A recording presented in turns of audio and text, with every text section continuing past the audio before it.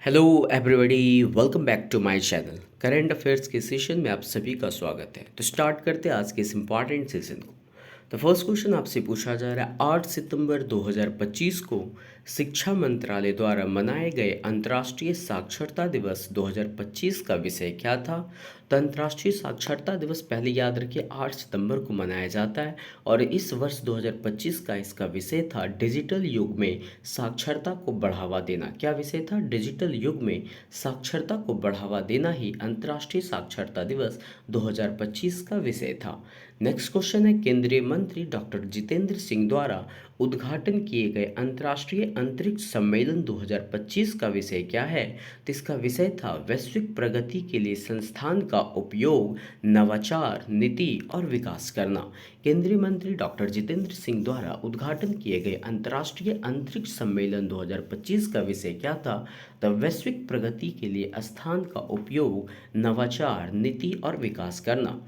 Next question है, 7 सितंबर 2025 को विश्व डुचेन मस्कुलर डिस्ट्रॉफी दिवस किस थीम के तहत मनाया गया था? तो परिवार परिवार देखभाल का केंद्र जो थीम था, इसके तहत विश्व डुचेन मस्कुलर डिस्ट्रॉफी दिवस मनाया गया था। कब मनाया गया था? तो 7 सितंबर को मनाया गया था। किस थीम के तहत मनाया गया? तो परिवार देखभाल का केंद्र थीम के तहत मनाया गया। भारत 2033 तक अपने उच्च गति वाले सड़क नेटवर्क के विस्तार में कितना निवेश कर रहा है और योजना के तहत कुल कितनी लंबाई के एक्सप्रेसवे जोड़ने जाने हैं? तो कुल 11 लाख करोड़ रुपए निवेश करने वाले हैं और 17,000 किलोमीटर एक्सप्रेसवे जोड़े जाने वाले हैं।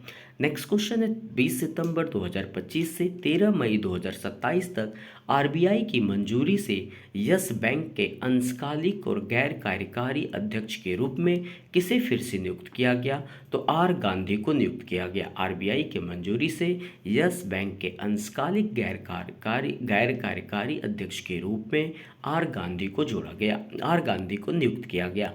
5 अगस्त 2025 को 102 वर्ष की आयु में जापान की सबसे ऊंची चोटी माउंट फूजी की चोटी पर चढ़ने वाले सबसे बुजुर्ग व्यक्ति कौन बने, जिससे उन्होंने एक नया गिनीज वर्ल्ड रिकॉर्ड बनाया? तो कोकिची अकुजावा जो है वो जापान की सबसे ऊंची चोटी माउंट फूजी की चोटी पर चढ़ने वाले सबसे बुजुर्ग व्यक्ति बन गए हैं।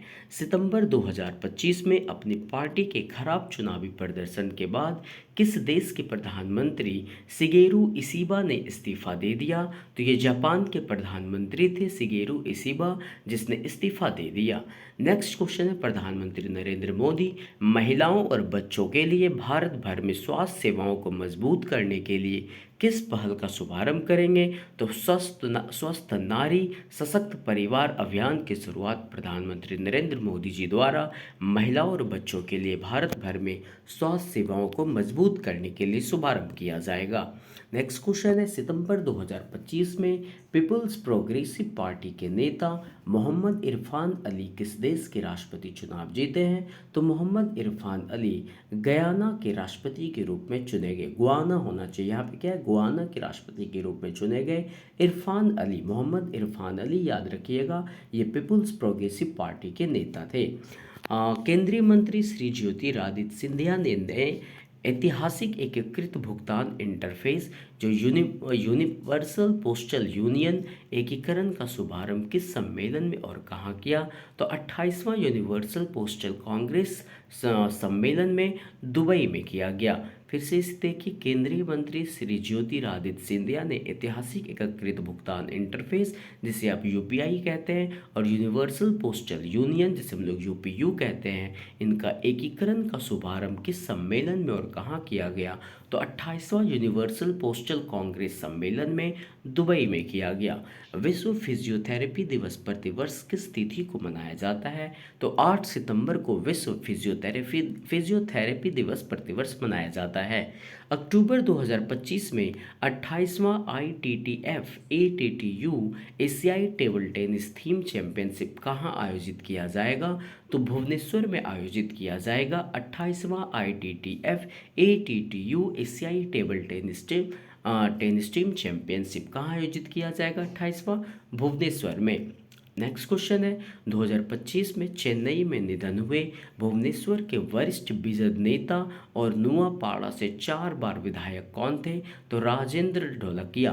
राजेंद्र ढोलकिया जो चेन्नई में जिनका निधन हुआ वो भुवनेश्वर के वरिष्ठ बीजेपी नेता और नुआपाड़ा से 4 बार विधायक थे। एंजेला रेनर के कर घोटाले के बाद इस्तीफा देने के बाद यूनाइटेड किंगडम के नए उप प्रधानमंत्री के रूप में किसे नियुक्त किया गया? तो डेविड लेमी को। एंजेला रेनर के कर घोटाले के बाद डेविड लेमी को उप प्रधानमंत्री के रूप में नियुक्त किया गया। किस जगह का? तो यूनाइटेड किंगडम के उप प्रधानमंत्री बने डेविड लेमी। सशस्त्र बलों में सुधारों और परिचालन तैयारियों पर केंद्रित संयुक्त कमांडरों के सम्मेलन 2025 का उद्घाटन प्रधानमंत्री नरेंद्र मोदी कहाँ करेंगे? तो कोलकाता में करेंगे। सशस्त्र बलों में सुधार और परिचालन तैयारों पर केंद्रित संयुक्त कमांडरों के सम्मेलन 2025 का उद्घाटन मोदी जी कोलकाता में करेंगे। 82वें वेनिस फिल्म फेस्टिवल के ऑरिजोंटी सेक्शन में film songs of forgotten trees के लिए सर्वश्रेष्ठ निर्देशक का पुरस्कार किसने जीता? तो अनुपर्णा राय ने। अनुपर्णा राय ने 82वें वेनिस फिल्म फेस्टिवल के ऑरिजोंटी सेक्शन में film songs of forgotten trees के लिए सर्वश्रेष्ठ निर्देशक का पुरस्कार जीता। किसने? तो अनुपर्णा रॉय ने। नेक्स्ट क्वेश्चन है किस विधान के कारण बड़े पैमाने पर विरोध प्रदर्शन हुए जिसके परिणाम स्वरूप नेपाल के प्रधानमंत्री केपी शर्मा ओली को इस्तीफा देना पड़ा? तो सोशल मीडिया प्रतिबंध के कारण केपी ओली को इस्तीफा देना पड़ा। कौन सा विधान पर विरोध प्रदर्शन हुआ था? तो सोशल मीडिया प्रतिबंध का प्रदर्शन हुआ था। चीन के जिनिंग में आयोजित 18वें अंतर्राष्ट्रीय पृथ्वी विज्ञान ओलंपियाड में टीम इंडिया ने कितने पदक जीते? तो 7 पदक जीते। कितने पदक जीते? 7 पदक जीते। अंतर्राष्ट्रीय साक्षरता दिवस 2025 पर त्रिपुरा, मिजोरम, लद्दाख और गोवा के साथ भारत का कौन सा राज्य या केंद्रशासित प्रदेश 5वां पूर्ण रूप से साक्षर राज्य या केंद्रशासित प्रदेश बना? तो हिमाचल प्रदेश बना। किसके तहत? तो अंतर्राष्ट्रीय साक्षरता दिवस 2025 के अवसर पर। 2025 के CAFA नेशंस कप में भारत ने ताजिकिस्तान के हिजोर सेंट्रल स्टेडियम में फुटबॉल में कांस्य पदक जीतने के लिए किस टीम को हराया? तो ओमान को हराया भारत ने ताजिकिस्तान के हिजोर सेंट्रल स्टेडियम में। ये कौन सा था? फुटबॉल का मैच था जिसमें कांस्य पदक जीतने के लिए भारत ने ओमान को हराया। नेक्स्ट क्वेश्चन है रक्षा मंत्री राजनाथ सिंह द्वारा उद्घाटित राष्ट्रीय सम्मेलन मंथन 2025 का केंद्रीय विषय क्या है? तो इसका विषय है आत्मनिर्भर भारत @2047 के लिए रणनीतिक रोड मैप। जो रक्षा मंत्री राजनाथ सिंह द्वारा उद्घाटित राष्ट्रीय सम्मेलन मंथन 2025 का विषय है। स्पीड स्केटिंग विश्व चैंपियनशिप में भारत का पहला स्वर्ण पदक किसने जीता? तो आनंद कुमार वेल कुमार जो है स्पीड स्केटिंग विश्व चैंपियनशिप में भारत का पहला स्वर्ण पदक जीता। किन 2 संगठनों ने यूके भारत क्वांटम मूल्य श्रृंखला मानचित्र विकसित करने के लिए समझौता किया? तो इंडिया ग्लोबल फोरम और quantum ecosystems technology council of India, इन दोनों संगठनों ने यूके भारत क्वांटम मूल्य श्रृंखला मानचित्र विकसित करने के लिए समझौता किया। वैशाली में रमेश बाबू ने फाइट ग्रैंड स्विस टूर्नामेंट कितनी बार जीता? तो 2 बार। वैशाली रमेश बाबू ने फाइट ग्रैंड स्विस टूर्नामेंट कितनी बार जीता? तो 2 बार जीते। नेक्स्ट है कर्मचारी भविष्य निधि संगठन ने 2025 में EPF खाता प्रबंधन को सरल बनाने के लिए कौन सी नई सुविधा शुरू की? तो पासबुक लाइट। कर्मचारी भविष्य निधि संगठन ने 2025 में EPF खाता प्रबंधन को सरल बनाने के लिए पासबुक लाइट नई सुविधा की शुरुआत की। उत्तर प्रदेश में स्वच्छता ही सेवा 2025 पखवाड़े के आयोजन की जिम्मेदारी किस विभाग ने की? तो नगरीय विकास विभाग ने की। किस विभाग ने की? नगरीय विकास विभाग ने उत्तर प्रदेश में स्वच्छता ही सेवा 2025 पखवाड़े के आयोजन की जिम्मेदारी किस विभाग ने की? तो नगरीय विकास विभाग ने। संयुक्त कमांडर सम्मेलन 2025 में भारतीय सशस्त्र बलों के आधुनिकीकरण के लिए कौन सा महत्वपूर्ण निर्णय लिया गया? तो त्रिसेवा शिक्षा कोर का गठन का निर्णय लिया गया। किसका निर्णय लिया गया? त्रिसेवा शिक्षा कोर का गठन का निर्णय लिया गया संयुक्त कमांडर सम्मेलन 2025 में भारतीय सशस्त्र बलों के आधुनिकीकरण के लिए। नेक्स्ट है, भारत के नियंत्रण और महालेखा परीक्षक द्वारा सार्वजनिक लेखा परीक्षा प्रणालियों को मजबूत करने के लिए कौन सी एआई तकनीक शुरू की जा रही है? तो बड़ा भाषा मॉडल, लार्ज लैंग्वेज मॉडल, जिसे शॉर्ट फॉर्म में एलएलएम कहेंगे, बड़ा भाषा मॉडल एआई तकनीक की शुरुआत की जा रही है भारत के नियंत्रण और महालेखा परीक्षक द्वारा सार्वजनिक लेखा परीक्षा प्रणालियों को मजबूत करने के लिए। नेक्स्ट क्वेश्चन है, अभिनय के दिग्गज रॉबर्ट रेडफोर्ड का 89 वर्ष की आयु में निधन हो गया।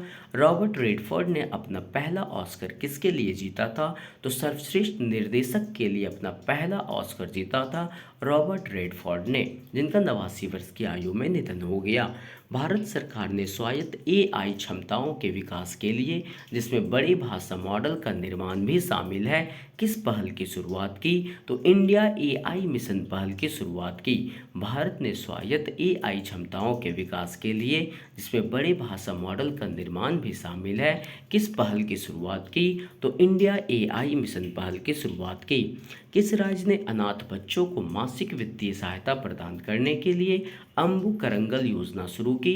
तो तमिलनाडु राज्य ने अनाथ बच्चों को मासिक वित्तीय सहायता प्रदान करने के लिए अम्बु करंगल योजना शुरू की। याद रखिएगा, तमिलनाडु ने। शतरंज में बिहार की पहली महिला फाइड मास्टर कौन बनी? तो मारियम फातिमा। मारियम फातिमा शतरंज में बिहार की पहली महिला फाइड मास्टर बनी। पुनः डिजाइन किए गए ईवीएम मतपत्र का उपयोग किस राज्य में सबसे पहले किया जाएगा? बिहार में। पुनः डिजाइन किए गए ईवीएम मतपत्र का उपयोग किस राज्य में सबसे पहले किया जाएगा? बिहार में। नेक्स्ट क्वेश्चन आपसे पूछा जा रहा है, आईसीसी टी20 अंतर्राष्ट्रीय रैंकिंग में विश्व के नंबर 1 गेंदबाज कौन बने हैं? तो वरुण चक्रवर्ती जो है आईसीसी टी20 अंतर्राष्ट्रीय रैंकिंग में विश्व के नंबर 1 गेंदबाज बने, वरुण चक्रवर्ती। प्रधानमंत्री नरेंद्र मोदी ने बिहार में राष्ट्रीय गोकुल मिशन के तहत सेक्स सॉर्टेड सीमेंट सुविधा का उद्घाटन कहाँ किया? तो पूर्णिया में। प्रधानमंत्री नरेंद्र मोदी ने बिहार में राष्ट्रीय गोकुल मिशन के तहत सेक्स सॉर्टेड सीमेंट सुविधा का उद्घाटन पूर्णिया में किया। सितंबर 2025 में भारत के उपराष्ट्रपति के सचिव के रूप में किसे नियुक्त किया गया था? तो अमित खरे को सितंबर 2025 से भारत के उपराष्ट्रपति के सचिव के रूप में नियुक्त किया गया। किस फिल्म निर्माता ने coffee table book wild Africa through my lens लिखी है, जो अफ्रीका के जंगल के साथ उनके 2 दशक लंबे जुड़ाव को दर्शाती है? तो मनीष मुंद्रा ने। मनीष मुंद्रा वो निर्माता हैं जिन्होंने coffee table book wild Africa through my lens लिखी है, जो अफ्रीका के जंगल के साथ उनके 2 दशक लंबे जुड़ाव को दर्शाती है। छत्रपति संभाजी महाराज को समर्पित हिंदू भूषण की प्रतिमा का निर्माण कहाँ किया जा रहा है? तो पुणे में किया जा रहा है छत्रपति संभाजी महाराज को समर्पित हिंदू भूषण की प्रतिमा। नेक्स्ट है, किस फिल्म निर्माता ने coffee table book wild Africa through my lens लिखी, जो अफ्रीका के जंगल के साथ उनके 2 दशक लंबे जुड़ाव को दर्शाती है? तो मनीष मुंद्रा ने। छत्रपति संभाजी महाराज को समर्पित हिंदू भूषण की प्रतिमा का निर्माण कहाँ किया जा रहा है? पुणे में।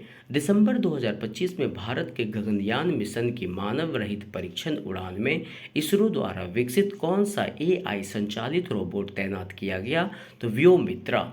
व्योमित्रा एआई संचालित रोबोट तैनात किया गया था इसरो द्वारा। किसके लिए? तो गगनयान मिशन की मानव रहित परीक्षण उड़ान के लिए।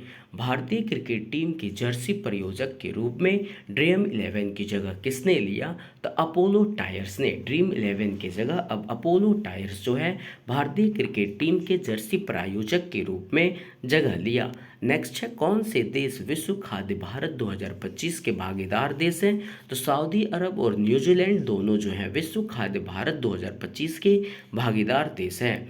28वां राष्ट्रीय ई गवर्नेंस सम्मेलन 2025 कहाँ आयोजित किया गया था? तो विशाखापट्टनम में 28वां राष्ट्रीय ई गवर्नेंस सम्मेलन आयोजित किया गया था। NVIDIA और ओपन एआई के बीच $100 बिलियन के निवेश समझौता का मुख्य फोकस क्या है? तो एक अगली पीढ़ी के एआई कंप्यूटर नेटवर्क का निर्माण करना।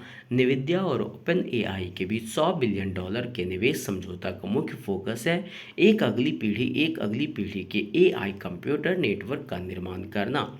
सितंबर 2025 में प्रधानमंत्री नरेंद्र मोदी जी ने त्रिपुरा के किस मंदिर के विकास कार्यों का उद्घाटन प्रसाद योजना के तहत किया? तो माता त्रिपुरा सुंदरी मंदिर का उद्घाटन जो है प्रसाद योजना के तहत प्रधानमंत्री मोदी ने त्रिपुरा में किया। दुनिया का पहला पूरी तरह से एआई द्वारा निर्मित जीनोम किसने बनाया? तो स्टैनफोर्ड और आर्क इंस्टीट्यूट ने दुनिया का पहला पूरी तरह से एआई द्वारा निर्मित जीनोम को बनाया। नेक्स्ट क्वेश्चन आपसे पूछा जा रहा है, जनरल अनिल चौहान द्वारा उद्घाटित पहले त्रिसेवा एकेडमिक प्रौद्योगिकी संगोष्ठी का विषय क्या था? तो ज्ञान और अनुसंधान के माध्यम से विजय। इस विषय के साथ जनरल अनिल चौहान द्वारा उद्घाटित पहली त्रिसेवा एकेडमिक प्रौद्योगिकी संगोष्ठी का विषय था ज्ञान और अनुसंधान के माध्यम से विजय। किस संगठन ने भारत के पूर्वी तट पर एक विश्व स्तरीय शिपयार्ड विकसित करने के लिए तमिलनाडु सरकार के साथ एक समझौता ज्ञापन पर हस्ताक्षर किया? तो मंझगांव डाक शिप बिल्डर्स लिमिटेड ने भारत के पूर्वी तट पर एक विश्व स्तरीय शिपयार्ड विकसित करने के लिए तमिलनाडु सरकार के साथ एक समझौता ज्ञापन पर हस्ताक्षर किया। कौन सी संगठन ने? तो मंझगांव डाक शिप बिल्डर्स लिमिटेड ने। सितंबर 2025 में अरुणाचल प्रदेश में प्रधानमंत्री नरेंद्र मोदी जी द्वारा शुरू की गई बुनियादी ढांचा परियोजना का कुल मूल्य कितना था? तो 5,100 करोड़ रुपए कुल मूल्य था। किस लिए था? तो अरुणाचल प्रदेश में प्रधानमंत्री मोदी जी द्वारा शुरू की गई बुनियादी ढांचा परियोजना का कुल मूल्य था। NH 139W के साहेबगंज अरेराज बेतिया खंड पर 4 लेन वाले राजमार्ग परियोजना की अनुमानित लागत क्या है? तो 3,822.31 करोड़ रुपए की अनुमानित लागत है। किसमें? तो NH 139W के साहेबगंज अरेराज बेतिया खंड पर 4 लेन वाले राजमार्ग परियोजना की लागत है। नेक्स्ट क्वेश्चन है ये अब सब सिर्फ आपका हेडिंग्स के रूप में होगा, ध्यान से देखते जाइएगा कि इम्पॉर्टेंट ये भी है कि भारत और ब्राज़ील ने कृषि नवाचार और वैश्विक खाद्य सुरक्षा को बढ़ावा देने के लिए मैत्री 2.0 का शुभारंभ किया। मैत्री 2.0 का शुभारंभ भारत और ब्राज़ील ने कृषि नवाचार और वैश्विक खाद्य सुरक्षा को बढ़ावा देने के लिए किया। भारत और मोरक्को ने रणनीतिक साझेदारी को मजबूत करने के लिए रक्षा सहयोग समझौता ज्ञापन पर हस्ताक्षर किया। किसने? तो भारत और मोरक्को ने रणनीतिक साझेदारी को मजबूत करने के लिए रक्षा सहयोग समझौता ज्ञापन पर हस्ताक्षर किए। सरकार ने PMUY के तहत 25 लाख अतिरिक्त LPG कनेक्शन मंजूर किए, जिसमें कुल संख्या 10.58 करोड़ पहुंची। सरकार ने PMUY के तहत 25 लाख अतिरिक्त LPG कनेक्शन मंजूर किए, जिसके साथ कुल संख्या 10.58 करोड़ पहुंच गई है। कैग रिपोर्ट 2022-23 के तहत 16 राज्य राजस्व अधिशेष में उत्तर प्रदेश 37,263 करोड़ रुपए के साथ शीर्ष पर है। 16 राज्य राजस्व अधिशेष में उत्तर प्रदेश 37,263 करोड़ रुपए के साथ शीर्ष पर है और यह जो है कैग रिपोर्ट 2022-23 के तहत बताया गया। IILM यूनिवर्सिटी गुरुग्राम ने AIMS के सहयोग से भारत भर में MSME नवाचार को बढ़ावा देने के लिए अनुभवात्मक शिक्षण प्रयोगशाला शुरू की। IILM यूनिवर्सिटी गुरुग्राम ने AIMS के सहयोग से भारत भर में MSME नवाचार को बढ़ावा देने के लिए अनुभवात्मक शिक्षण प्रयोगशाला की शुरुआत की। सरकार ने खरीफ 2025-26 के लिए उत्तर प्रदेश और गुजरात में दलहन और तिलहन की 13,890 करोड़ की खरीद को मंजूरी दी। सरकार ने किसके लिए? तो खरीफ 2025-26 के लिए उत्तर प्रदेश और गुजरात में दलहन और तिलहन की 13,890 करोड़ की खरीद को मंजूरी दी। भारत मिशन मौसम के तहत वास्तविक समय मौसम पूर्वानुमान के लिए दिल्ली, NCR और चेन्नई में DBNet स्टेशन स्थापित करेंगे। डेविनेट स्टेशन स्थापित किया जाएगा। भारत मिशन मौसम के तहत वास्तविक समय मौसम पूर्वानुमान के लिए दिल्ली, एनसीआर और चेन्नई में डेविनेट स्टेशन स्थापित किया जाएगा। मंझगांव डॉक ने समुद्री अमृतकाल विजन 2047 के तहत विश्व स्तरीय ग्रीनफील्ड शिपयार्ड विकसित करने के लिए तमिलनाडु के साथ समझौता ज्ञापन पर हस्ताक्षर किया। कौन कौन? तो मंझगांव डॉक ने समुद्री अमृतकाल विजन 2047 के तहत विश्व स्तरीय ग्रीनफील्ड शिपयार्ड विकसित करने के लिए तमिलनाडु के साथ समझौता ज्ञापन पर हस्ताक्षर किया। रोजगार के अवसर बढ़ाने के लिए सरकार ने जेप्टो के साथ साझेदारी की। किसके साथ? जेप्टो के साथ साझेदारी की। विराट कोहली 231.1 मिलियन डॉलर की ब्रांड वर्थ के साथ क्रॉल 2024 के सबसे मूल्यवान भारतीय सेलिब्रिटी सूची में हैं। कौन है? तो विराट कोहली 231.1 मिलियन डॉलर के ब्रांड वर्थ के साथ क्रॉल 2024 की सबसे मूल्यवान भारतीय सेलिब्रिटी की सूची में है। नेक्स्ट है विराट कोहली, ये मैं आपको बता दिया कि सेलिब्रिटी सूची में शीर्ष पर है। नेक्स्ट है उत्तर प्रदेश लखनऊ में भारत स्काउट्स और गाइड्स की 19वीं राष्ट्रीय जम्बूरी की मेजबानी करेगा। उत्तर प्रदेश लखनऊ में भारत स्काउट्स और गाइड्स की 19वीं राष्ट्रीय जम्बूरी की मेजबानी किया जाएगा। कहाँ किया जाएगा?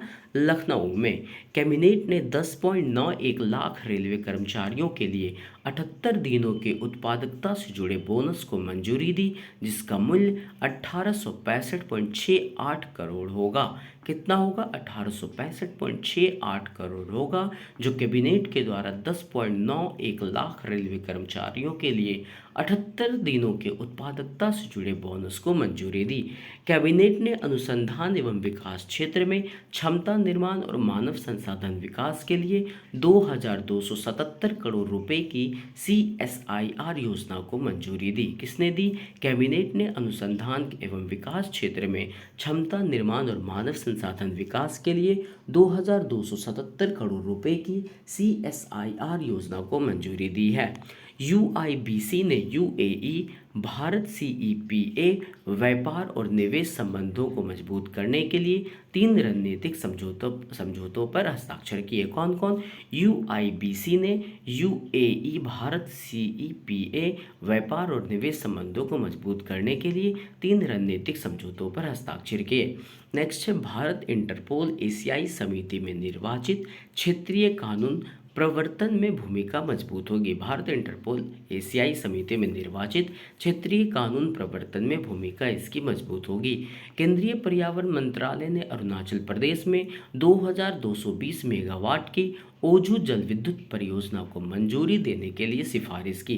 किसने? तो केंद्रीय पर्यावरण मंत्रालय ने अरुणाचल प्रदेश में 2220 मेगावाट की ओझू जल विद्युत परियोजना को मंजूरी देने की सिफारिश की। सिंपल अगर आपसे पूछ लिया जाए कि ओझू जल विद्युत परियोजना कहाँ है, तो अरुणाचल प्रदेश में होगा। किरण देसाई ने the loneliness of Sonia and Sunny के साथ बुकर पुरस्कार 2025 की शॉर्ट लिस्ट में वापस आई।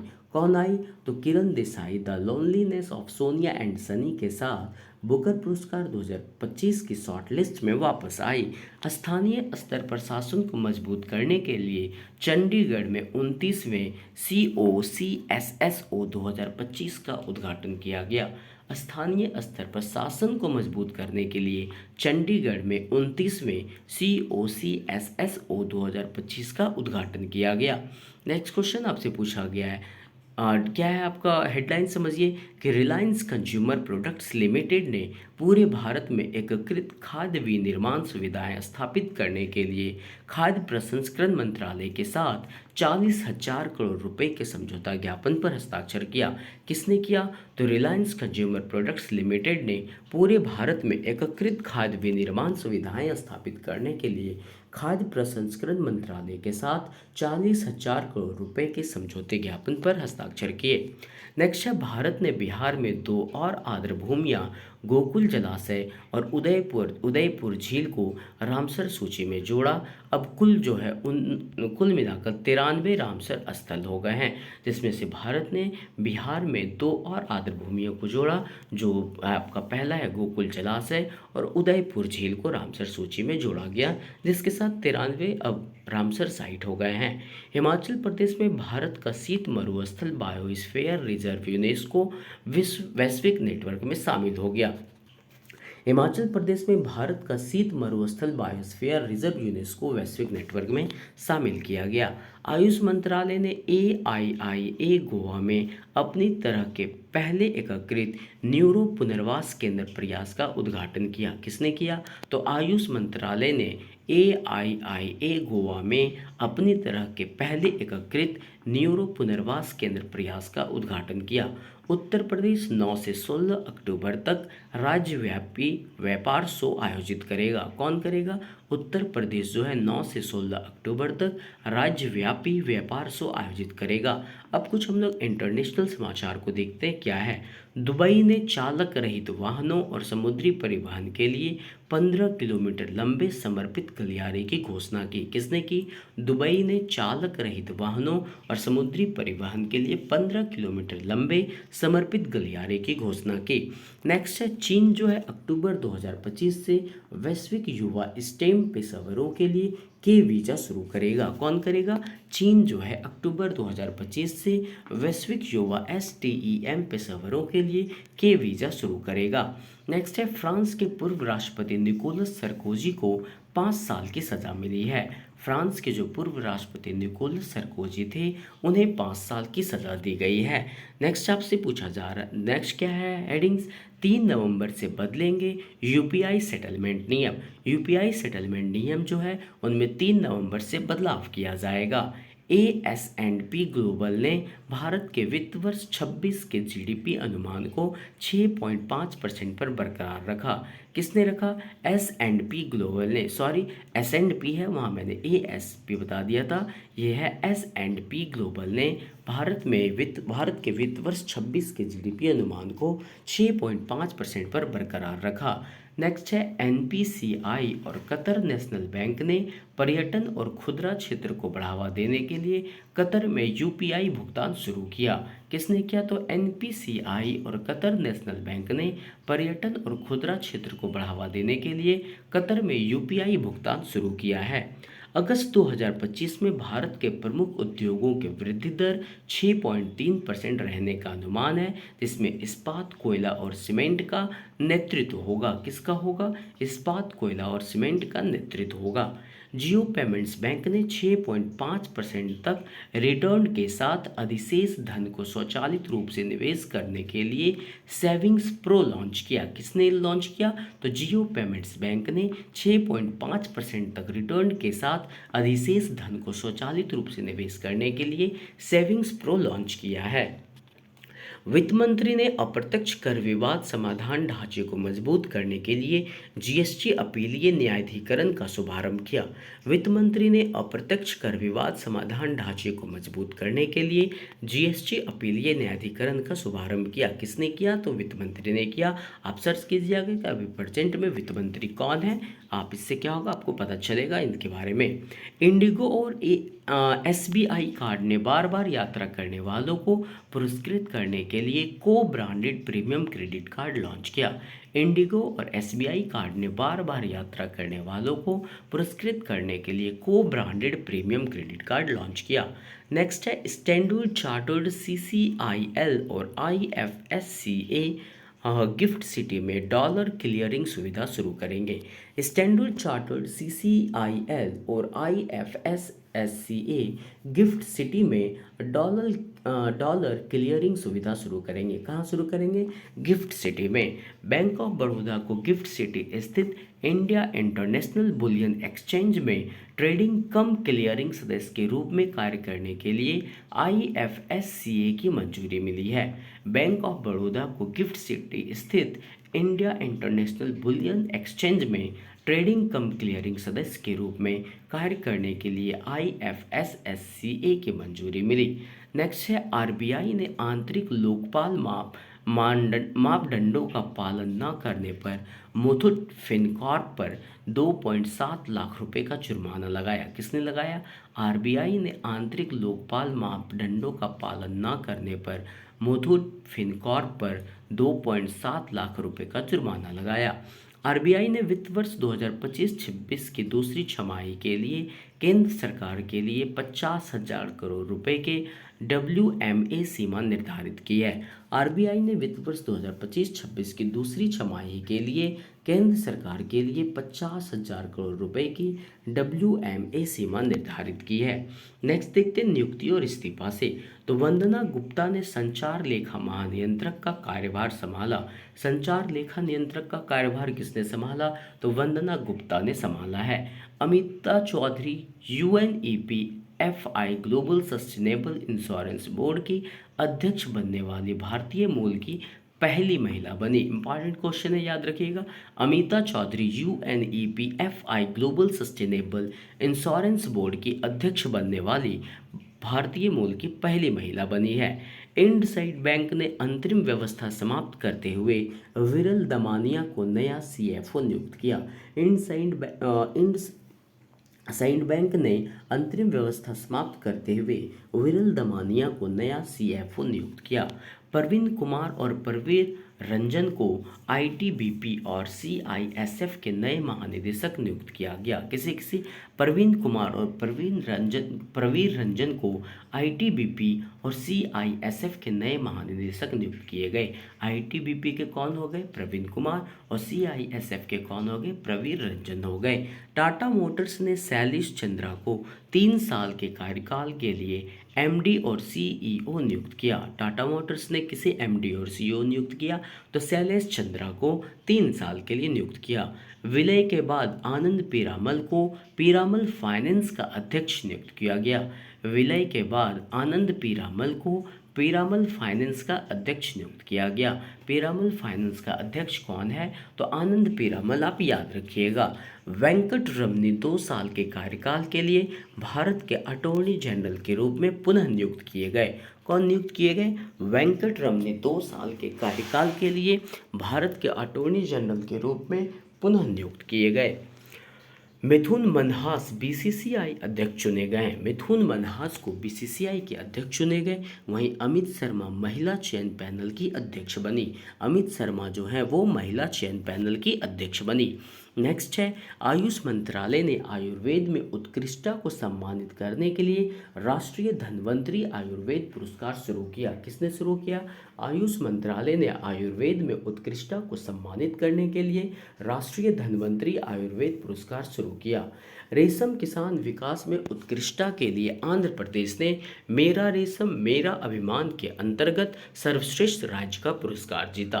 रेशम किसान विकास में उत्कृष्टता के लिए आंध्र प्रदेश ने मेरा रेशम मेरा अभिमान के अंतर्गत सर्वश्रेष्ठ राज्य का पुरस्कार जीता। नेक्स्ट है, ग्राम पंचायतों को E-गवर्नेंस 2025 के लिए राष्ट्रीय पुरस्कार प्राप्त होंगे।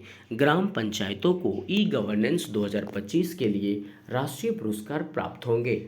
भारत ब्रिटेन संबंधों को मजबूत करने और मुक्त व्यापार समझौते पर हस्ताक्षर करने के लिए ब्रिटेन के प्रधानमंत्री कीर स्टारमर को लिविंग ब्रिज पुरस्कार से सम्मानित किया गया।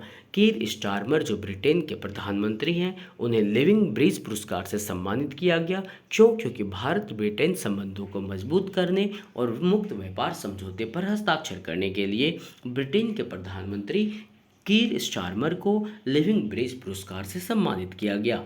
दिलजीत दोसांझ को अमर सिंह चमकीला के लिए इंटरनेशनल एमी 2025 नामांकन मिला है। दिलजीत दोसांझ को अमर सिंह चमकीला के लिए इंटरनेशनल एमी 2025 नामांकन मिला।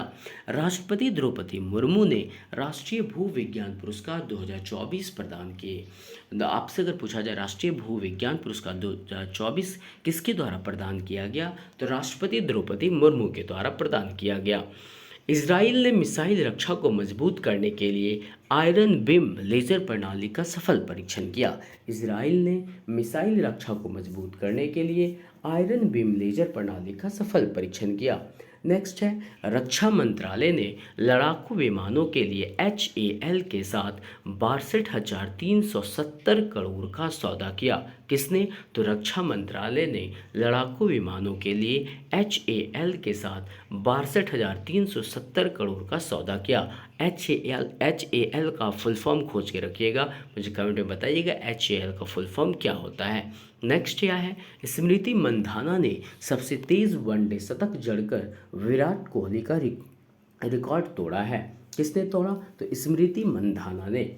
आईसीसी ने प्रशासनिक विफलताओं के कारण अमेरिकी क्रिकेट की सदस्यता निलंबित कर दी। आईसीसी ने प्रशासनिक विफलताओं के कारण अमेरिकी क्रिकेट की सदस्यता को निलंबित कर दिया। जेरोम बोएटेंग ने पेशेवर फुटबॉल से संन्यास की घोषणा की। जेरोम बोएटेंग ने पेशेवर फुटबॉल से संन्यास की घोषणा की। अगर आपसे पूछा जा रहा है कि जेरोम बोएटेंग कौन थे, तो वो एक फुटबॉल प्लेयर थे। फीफा ने 2026 विश्व कप के लिए शुभंकर जारी किए और शुभंकर का नाम क्या होगा? तो क्लच मैपल और जायू अमेरिका कनाडा मैक्सिको का प्रतिनिधित्व करेंगे। फीफा ने 2026 विश्व कप के लिए शुभंकर जारी किए, जिसमें क्लच मैपल और जायू अमेरिका कनाडा मैक्सिको का प्रतिनिधित्व करेंगे। क्या? तो शुभंकर इसका है आपका क्लच मैपल और जायू। क्लच मैपल और जायू जो इसका शुभंकर है, जो अमेरिका, कनाडा और मेक्सिको का प्रतिनिधित्व करेंगे। Ravichandran Ashwin big bash league में शामिल होने वाले पहले भारतीय पुरुष क्रिकेटर बने। रविचंद्र अश्विन जो हैं बिग बैश लीग में शामिल होने वाले पहले भारतीय पुरुष क्रिकेटर बने। भारत ने 7वीं बार सैफ अंडर-17 चैंपियनशिप जीती। पेनाल्टी शूटआउट में बांग्लादेश को 4-1 से हरा दिया था। भारत ने पैरा विश्व तीरंदाजी चैंपियनशिप में 7 पदक जीते। पैरा विश्व तीरंदाजी चैंपियनशिप में कितने पदक जीते? 7 पदक जीते। दुबई फाइनल में पाकिस्तान पर 5 विकेट से रोमांचक जीत के साथ भारत ने 9वां एशिया कप का खिताब जीत लिया। ये मैच कहाँ हो रहा था? दुबई में हो रहा था फाइनल, जिसमें पाकिस्तान पर 5 विकेट से रोमांचक जीत के साथ भारत ने 9वां एशिया कप खिताब जीता है। अब हम लोग कुछ डेज देखते हैं कि 25 सितंबर को विश्व फार्मासिस्ट दिवस मनाया जाता है। इस दिवस का थीम क्या था? तो स्वास्थ्य के बारे में सोचें, फार्मासिस्ट के बारे में सोचें। ये विश्व फार्मासिस्ट दिवस का थीम था, जो 25 सितंबर को मनाया जाता है। 25 सितंबर को ही अंत्योदय दिवस मनाया जाता है। कौन सा दिवस मनाया जाता है? अंत्योदय दिवस 25 सितंबर को मनाया जाता है। उसी दिन ही विश्व समुद्री दिवस भी मनाया जाता है 25 सितंबर को ही। और इस विश्व समुद्री दिवस का थीम था, हमारा महासागर, हमारा दायित्व, हमारा अवसर। क्या थीम था? हमारा महासागर, हमारा दायित्व और हमारा अवसर जो है विश्व समुद्री दिवस का थीम था, जो 25 सितंबर को मनाया जाता है। नेक्स्ट आपसे पूछा जा रहा है, 26 सितंबर को यूरोपीय भाषा दिवस मनाया जाता है, जो 2025 का विषय क्या था? भाषाएं भविष्य के लिए आपका सेतु है। विषय 2025 क्या था? तो भाषाएं भविष्य के लिए आपका सेतु है। ये यूरोपीय भाषा दिवस का विषय था, जो 26 सितंबर को मनाया जाता है। 26 सितंबर को ही विश्व पर्यावरणीय स्वास्थ्य दिवस मनाया जाता है। 2025 का थीम था स्वच्छ वायु स्वस्थ लोग। 26 सितंबर को जो विश्व पर्यावरणीय स्वास्थ्य दिवस मनाया जाता है, उसकी थीम थी स्वच्छ वायु और स्वस्थ लोग। 2025 की थीम थी। 26 सितंबर को ही परमाणु हथियारों के पूर्ण उन्मूलन के लिए अंतर्राष्ट्रीय दिवस मनाया जाता है। 26 सितंबर को क्या मनाया जाता है? परमाणु हथियारों के पूर्ण उन्मूलन के लिए अंतर्राष्ट्रीय दिवस मनाया जाता है 26 सितंबर को।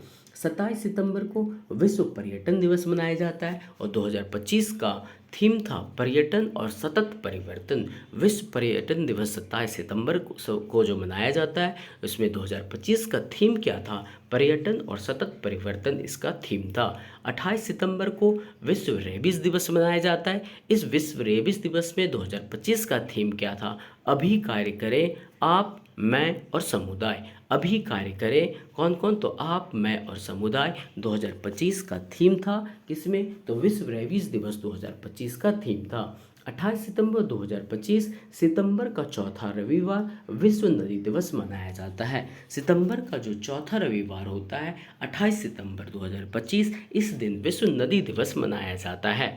28 सितंबर को ही सूचना तक सार्वभौमिक पहुंच के लिए अंतर्राष्ट्रीय दिवस मनाया जाता है। IDUAI जो है सूचना तक सार्वभौमिक पहुंच के लिए अंतर्राष्ट्रीय दिवस जो है 28 सितंबर को मनाया जाता है। और इस बार इसका थीम जो था 2025 का वो था डिजिटल युग में पर्यावरणीय सूचना तक पहुंच सुनिश्चित करना। इसका विषय क्या था? तो डिजिटल युग में पर्यावरणीय सूचना तक पहुंच सुनिश्चित करना। 29 सितंबर को ही विश्व हृदय दिवस मनाया जाता है। इसका थीम था एक भी धड़कन ना चुके। विश्व हृदय दिवस 29 सितंबर को मनाया जाता है और 2025 का इसमें थीम था एक भी धड़कन ना चुके। Thank you. नेक्स्ट डे आपको नेक्स्ट करंट अफेयर्स के टॉपिक मिलेंगे। इस चैनल पर यदि आप नए हैं तो चैनल को सब्सक्राइब और शेयर करना मत भूलिएगा। Thank you.